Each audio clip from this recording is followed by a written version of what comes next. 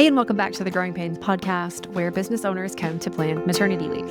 I'm your host, Alyson Caffrey, and today I'm going to talk about how to take a second maternity leave from your business. Now, whether you rocked your first one or you floundered through your first one like I did, I'm here to share what second maternity leave may look like because it's a little bit different from your first.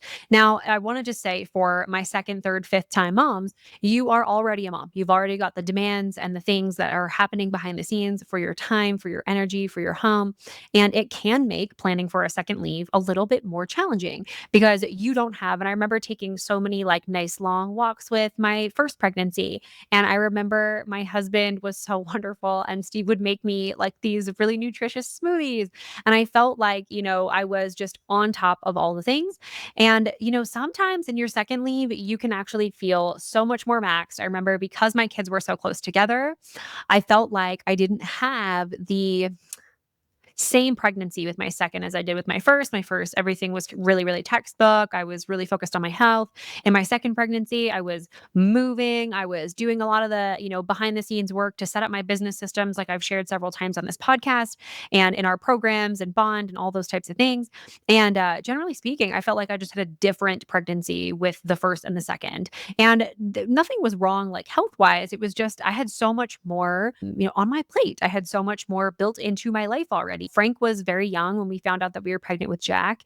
And I felt like I was bent over, supporting a little kiddo starting to walk and crawl. And he still needed so much of me. And I weaned off of breastfeeding when we found out that I was pregnant again the second time. And so that all was happening. So I want to just take a moment to acknowledge that planning a first leave and planning a second leave from your business is not the same because there are just so many different factors and so many different things, both in the easier and more difficult category, right? More difficult because you've got lots of things vying for your time, but easier because you may have already developed the systems, especially if you've worked with a team like ours, to really set up your business to not be a source of massive stress for you. And if you haven't, I highly suggest you go check out our free training. It's at mastermaternityleave.com/workshop, where I break down the 3 things that I didn't do in my first maternity leave that I did in my second maternity leave, which I'm going to share some of with you today. But go ahead and register for that. You can block it out and watch it. It's super, super informative and really, really fun.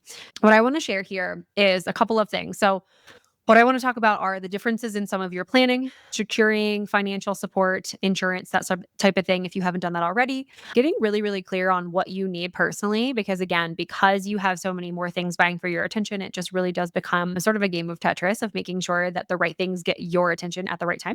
And then, of course, building in some specific care for your first baby. I mean, it's so, overlooked. And I remember feeling really guilty when I welcomed our second son into the world. I was like, he needs so much of me. And this was my first baby, my first love. Like I was so excited, to just be with him that second time and get that opportunity to bond with him again because he was so little, but building in some stuff to support you and your family and all those things. So first and foremost, the differences in your planning. I just want to say that natively you have less time. When I work with women inside of our coaching program to plan their maternity leave, there is a very clear difference between first time mom and second, third, fifth time mom. You know what's happening. There's less like anxiety around the whole process, which I fully embraced in my second leave. I think that, already proof of concept that you've been able to keep a different baby alive for this amount of time. And that, you've kind of got that confidence, you've got your footing a lot of times as a parent. I didn't on my business side, but as a parent, I started becoming more and more confident that my husband and I were doing a good job. Frank was hitting milestones and all those types of things. And so I kind of released that worry or that pressure, that it was going to be wild or terrible. The thing I will say that kept me up at night a little bit though, was I remember thinking about birth. And like I had a wonderful birth with Frank. We pursued an unmedicated hospital birth. My birth plan basically just said, don't touch me. I just wanted to be there in case anything was wrong. We were also on the Army's insurance at the time when I had Frank, and we literally could not pursue birth in any other place or else they would not cover it. So we could not do a home birth. We could not pursue a birth center, like any of those things. Whereas with our second, we joined a hospital that had like these really nice birthing centers and it was a whole thing, but I'll share why we didn't get there. here in a second. But you want to have a plan, and not only a plan that supports, you taking maternity leave and you being home with your kiddo, but also a plan that actually realistically assesses the time that you actually have now that you are a mom and a business owner. So a lot of our teaching at Master Maternity Leave is, block 90 minutes every day or every other day to work on some of your business systems, to work on some of these structures inside of the company so that you feel like the business isn't so involved or dependent, on you, those types of things. But you may not have a full 90 minutes. You may not be in a position where you even feel like you can access that because it pulls into time with your family or any of those types of things. So the really big couple of things that you absolutely need to get in place if you're taking a second maternity leave. Number one is making sure that you've got the financial resources in place that you need. I have an incredible resource inside of our program where we really sit down and we think, okay, how much time can I afford to take off and how much would I need to save in order to do that? What does my savings look like now? What programs can I get involved in? So the financial plan really does kind of depend on the state that you're in, the current insurance that you're actually eligible for. So a lot of don't know this, but you can get short-term disability and you can get paid family medical insurance, paid family leave insurance through a private provider. But oftentimes you need to have an employee that's not just you and is not a member of your family. And so those types of things, like we really sit down and we really take a look at what the kind of makeup is of your business, and then we can help get the type of benefits that you need. Right now, 13 states offer, whether you have employees or not, you can opt in to self-employed maternity leave and paid family leave insurance, which always is amazing. Check with your area because oftentimes it takes about 6 months to make, you eligible for being able to do that. Some of them you can retroactively apply, like bonding time. Like I know the state of New Jersey does that. But a lot of states, you just need to be in the program, paying into the program in order to receive the benefits. A lot of them have waiting periods. So I would get on that as soon as humanly possible, especially if you're listening to this and you're like, well, I already had my baby, but I know I want more babies. For sure, get in on that program. I think I pay $70 per month. And this is obviously not a quote for insurance or anything like that. No financial advice whatsoever. I'm just sharing what works for us and for our clients. But nonetheless, $70 per month gets me like all of my income pretty much replaced from what I pay myself on salary in the business. And so that's really incredible because as a business owner, one of the big things that you want to make sure happens is that you're still able to continue your salary. But let's just say you're paying yourself $60,000 a year from your business, and then you're taking dividends on the profit. The profit should still be the same. Like as you leave the business and as staff new people in or any of those things, like ideally you can set up some of those key systems. So that's number two. You want to have a financial plan for sure if you're taking a second maternity leave. And you also want to make sure that you have the right systems in place. And this is true if you're taking your first or your second. Obviously, we want to make sure that the finances are really ironclad. We want to make sure that you've got some systems to support you because I've met so many women over the last 3 years of doing this that have their financial situation on lock and they still can't take time off from their business because their business depends on them so much and everything would basically go to a screeching halt if they left. So you want to make sure that you've got a good financial plan. You want to make sure that you have good systems that ideally can continue to function without you there. Whether that's a system that you put in that's automated inside of your business or a system that you flesh out that somebody else kind of takes and runs with, that can be totally up to you. But I think generally speaking, making sure that things can continue to move without you being there is really important. Even if you're a solopreneur, I know I work with a lot of therapists and a lot of one-to-one service providers. A lot of women come to me and they're like, well, what if I'm the only person in my business? I just jumped off a bond coaching call and in our group is a therapist and we actually whiteboarded out a really great way that she can continue to support her community, her past clients, her current clients without needing to be in one-on-one sessions anymore. And she is in love with it. And she is so excited about rolling it out to her clients. And so there are ways. I want to just kind of challenge that kind of, preconceived thought that you need to have a butt in a chair or you need to have hands on a client or a patient in order to make revenue inside of the business. That's not always true. And if you, again, are wondering about how we do this typically inside of Bond and at Master Maternity Leave, head over to mastermaternityleave.com/workshop. You can kind of get the whole lay of the land on how I approach this and why it's so important. The third really important thing on making sure that you have a clear plan for your maternity leave. So we talked finances, we talked systems. Third is making sure that you have the people that you need in place. And it doesn't mean you need to rush to make a quick hire. It doesn't mean that you need to hire a whole bunch of people, but just thinking through some of the administrative things that are true inside of your business, whether that's fielding calls or applications or responding to emails and client work and all of those things. Like just think about, for example, if you were to introduce somebody to your clients and be like, hey, this is Alyson. She is literally here to make sure that all of your questions are answered. And I need you to, introduce yourselves and get familiar. And she is the person that I trust with my whole, heart around caring for our clients. And that type of relationship is so, so, so important when it comes to having an actual plan for your maternity leave, being able to create continuity for your clients, being able to keep your clients through maternity leave.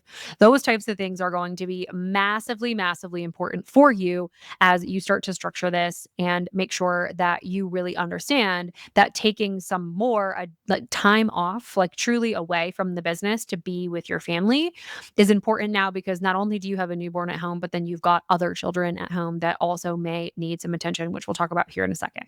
So having a clear plan is really, really important. The next big thing I want to talk about is getting radically clear on what you personally need. Now, with the foresight and understanding of how you went through the first postpartum season, you may know that you were prone to postpartum anxiety. I for sure was. And I remember thinking to myself, I don't want to go through this circumstance again without having some tools in my back pocket. So I did a couple of really important things. I'm going to share what I did because I personally think that this could be really, really helpful for a lot of women listening, especially again, if you have the foresight and you have kind of that experience already from your first kiddo to sort of lean on. I want to make the really important caveat, though, that not every single baby is the same.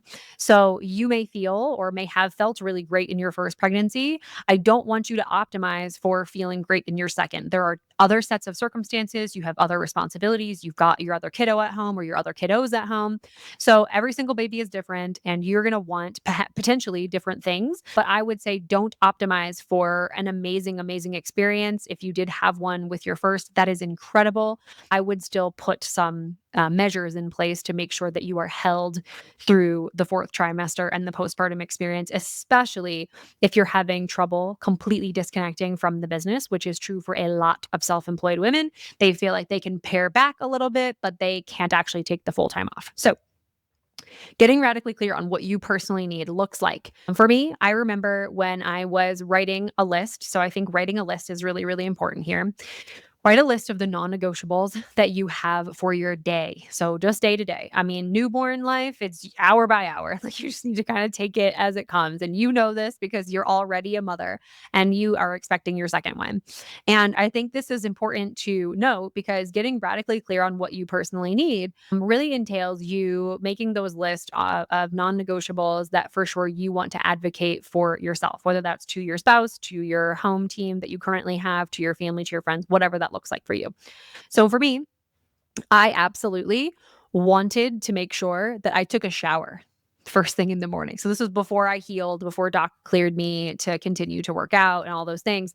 I knew that to feel like a human being and feel like I did something with my day or to be able to tackle, the challenges of the day, I needed to take a shower.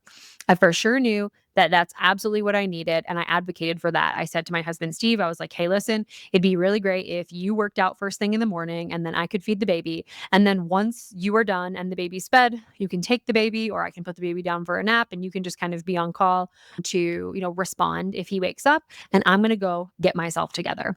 And so that was how we worked that. The second thing I really advocated for that was a non-negotiable for me, and I actually learned this the hard way in my first leave because I got hangry. You can call it breastfeeding life or whatever that looks like. But honestly, I changed entirely. Like I currently still get hangry and my youngest son is 3 years old. So I'm just trying to tell you that sometimes it's just a thing that changes with pregnancy or with postpartum. And that is what it is. So I get super duper hangry. And one of the things I advocated for, because I learned again, the way not to do it in my first leave was making sure that we always had food on hand. And Steve really stepped up in a big way there. I communicated with him. I was just like, hey, listen, I need to make sure that I'm always fed. And so one of the really important things for me was eating a huge breakfast. Like I've always been a big breakfast eater. It's always been something that I've done. And I said, I need to take my shower. and then I need to eat a breakfast, like full on eat a breakfast. So he would support me in preparing breakfast. And when I was done taking my shower, I would eat. And then by that time, it was like time to feed the baby again. So those types of things are some of the things that I would advocate for. Now, later on, like fast forward through the day, I found walks to be super duper helpful. Not only is it great to get outside and like get some of that vitamin D, but not for nothing, it was a great, like, little reset, like, on my day. So if things felt like they were going off the rails, I would, like, go for my walk. I would do this solo, by the way. So, like, sometimes we would take the baby and sometimes we would go all ourselves. But I had Frank at home who was 17 months old, and, we had lots and lots of different things going on inside of, our home at that time. And it was a challenge, right? Like, you wanted to make sure that you just got a second to, like, be. And so every day around 1, 2 o'clock in the afternoon, when everybody was napping, I would go for my walk. And Steve knew that he was with the kiddos. Sometimes what we would also do is pull our nanny in, and then we could go on a walk together, which was really, really great because then we got to like chat and talk about all the things and feel like adults for like a really quick second.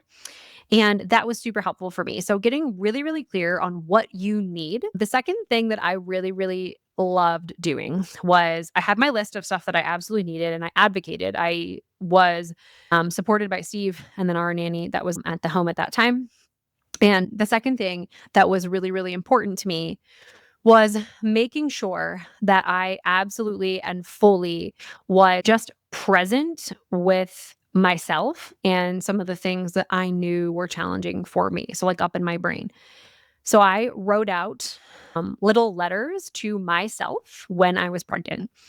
And this was a really important thing that I did because I think it also helped me like read my own voice, hear my own logic, see my own handwriting and experience my own love for myself. Was I wrote letters about every single person in my life that was important to me at the time, and I talked about how to approach those relationships. So, for example, our dog Lucy, she has since passed, and I remember in my first postpartum experience, taking care of a dog felt like an extra thing. And, I still hold a lot of guilt around this because, of course, I don't have her with us and we don't have her, with our family anymore. But I remember thinking when I had my first son, I was like, oh my gosh, like letting the dog out or feeding the dog or any of those things, it just feels like an extra thing. It feels like a lot. And it didn't used to feel like a lot, but now it does because I've got this, this baby that I need to care for and myself that I need to care for and my husband that I need to care for and all these other things. And so I felt so horrible because she kind of found her way to the back of the queue and not intentionally, right? It was just how it kind of happened.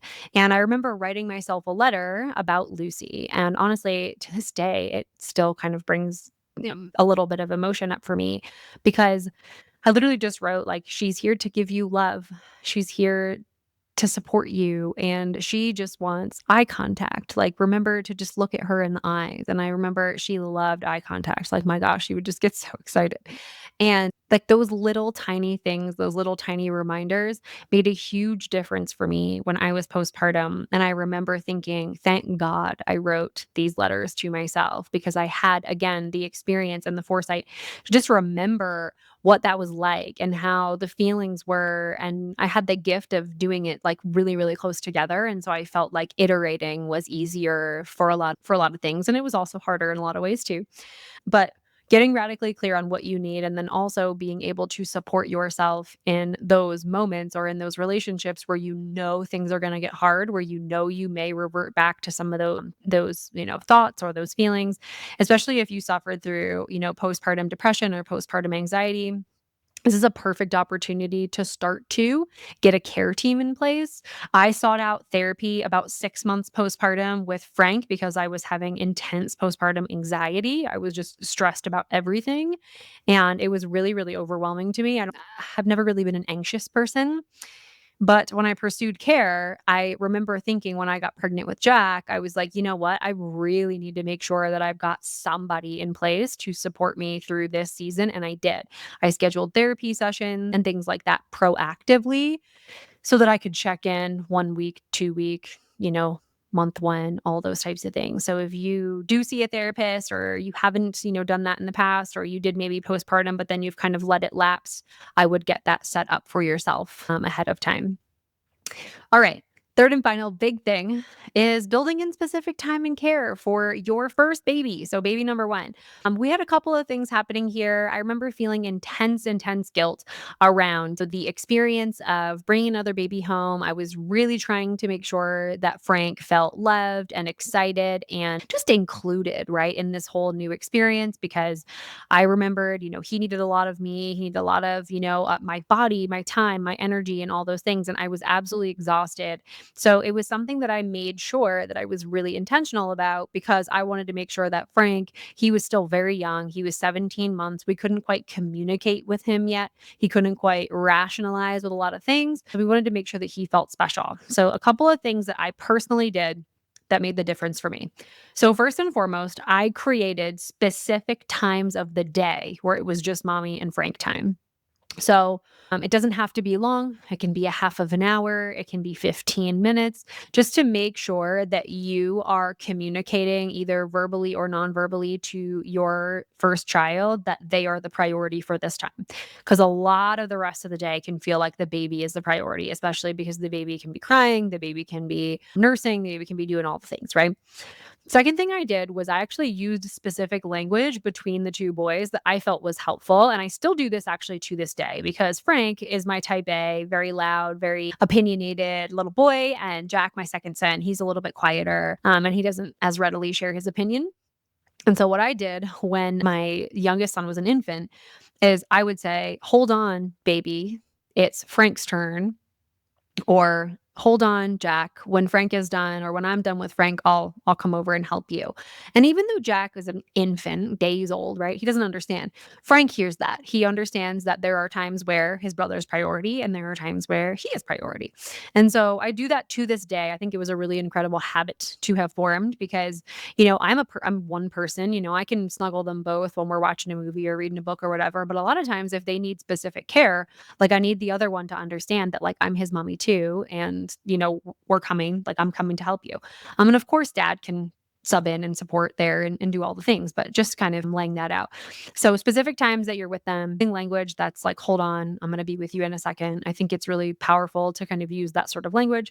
The third thing we did with Frank is we actually opted for him to go to an out of home program when Jack was first born. And I actually thought this was really great because Frank is a super social kiddo. He likes doing things on his own. And it was really a great time, honestly, for us to use the in-home support that we already had, our at-home team. And then Frank could go and do his thing inside of his program. And so we did three, I think it was 2 half days, and then we opted for 3 half days a little bit farther into the experience. But for the first like 8, 9 months or so, Frank was in a program that was out of the house. And so Steve or I would drive him in the morning, and then we all were just all hands on deck with the baby. And that was really, really great because we didn't feel like we were just putting Frank in front of the TV. Again, nothing wrong with that. We weren't just, kind of trying to balance or juggle every single thing. It felt intentional. He really enjoyed it. And it was honestly really supportive for our family. So when you start to think about building in specific time and care for baby one, I personally, again, felt super guilty. I remember as time got closer, I was like, well, what are we going to do? Is Frankie to be sad? I also like little, I guess, side note bonus. A lot of people tell you to do this, but I remember following the directions and getting Frank a gift that we brought home from the hospital with the baby. So my mom and my brother were at home with Frank when we had Jack, and we stayed only just one night in the hospital. And spoiler alert, the reason that we didn't get to a birth center was because Jack came on like that. Like, I mean, my gosh, all of a sudden my contractions were like 3 minutes apart. And I was like, okay, it's time to go. And we were like 45 minutes from our hospital. So we were like, we're just going to go there.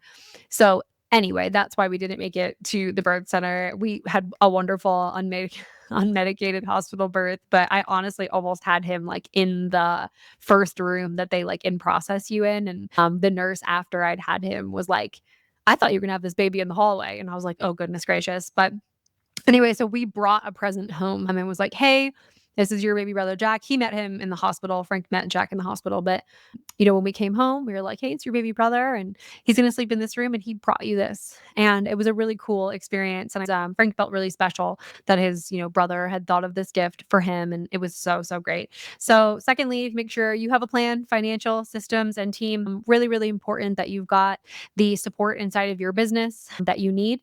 Second is get radically clear on what you need, you personally. Make sure that you advocate for that. Make sure that you build it into your schedule, because if it's on the calendar, it's easier to move around and shift things versus putting, something on the calendar. You're always going to feel guilty or put yourself last. And I remember I did. And I want you to feel like you have the permission to advocate for what you need. And then third is make sure to build in some specific time for baby number one. Make sure that you've got a plan in place for spending that quality time together. I'm so grateful that you've joined me and trusted me to lead you through this process. And as always, for listening to the show. If you like it, please leave us a rating. It helps us reach so many more moms who are planning leave. I know so many women who don't know that these resources exist, who don't know about state programs, who don't know about us at Master Maternity Leave and the work that we do with moms every day to support their maternity leave and beyond. So if you can share this, leave us a rating on the podcast, that would be extremely, extremely helpful. And I'll see you guys next time on Growing Pains.